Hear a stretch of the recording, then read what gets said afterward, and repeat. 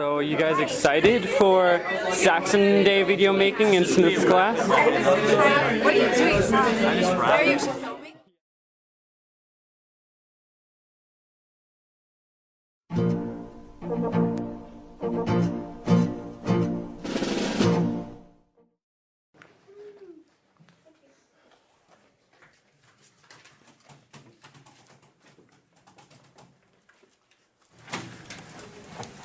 Oh, Mr. Cardi. So last night I was on AOL and I was like looking up something and then it showed that today is John Saxon's, when he like died like 3 years ago. It's weird. Hey, Mr. T, we should have a day in his honor, like a day where we do maskets or something.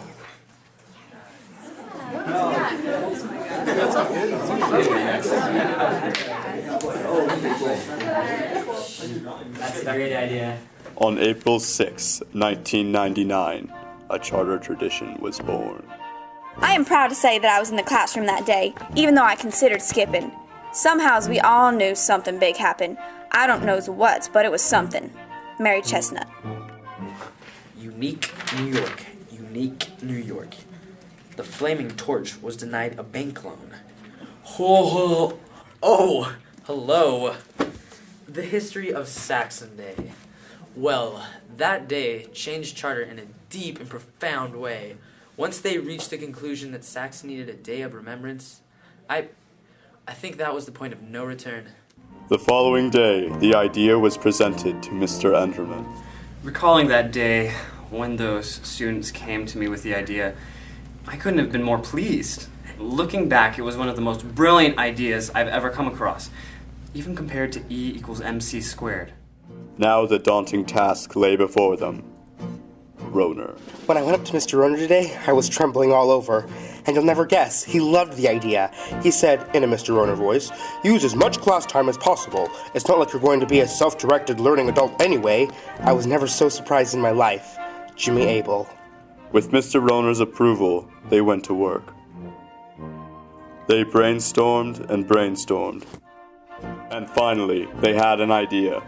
They decided to invent a team of superheroes called the Fan Saxon 4.9, roughly based off the Fantastic Four.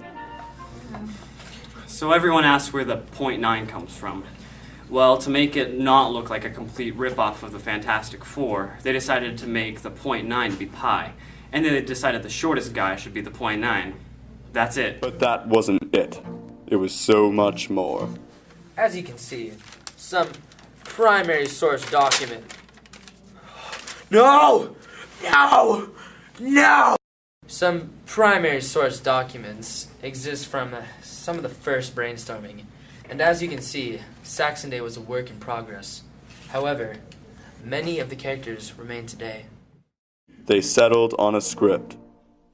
Dear Dad, I can't believe we're actually doing Saxon Day. I have this strange feeling that it's going to become a tradition and that we've only just begun to explore the world of Saxon superheroes. The world will little note nor long remember what we say here, but it can never forget what we did here. Solly Rancy. For the next few weeks, students worked on costumes. They rehearsed lines and practiced. It wasn't easy. Today was the worst day of my life. Everybody wanted to undefine my character Zero Girl by putting me in the denominator. Darla Sue Whitley. But they overcame. The sheer talent and perseverance these kids had is purely amazing. If it wasn't for them, Saxon Day would not be what it is today. Finally, the day came. Saxon Day. Students gathered on the commons to watch the performance. They could not believe their eyes. Mom, the first Saxon Day was amazing. Words do not do any justice. Alice Fillmore. They were right. Words fail when trying to describe Saxon Day and its origins. The only thing more defined than a variable is that Saxon Day is a tradition destined for the history books. As a great man once said, 100 years ago, our school founded one of the most enduring traditions of the century. And despite the midst of war of houses or grades or whatever, this school remains founded on the principle that Saxon math conquers all.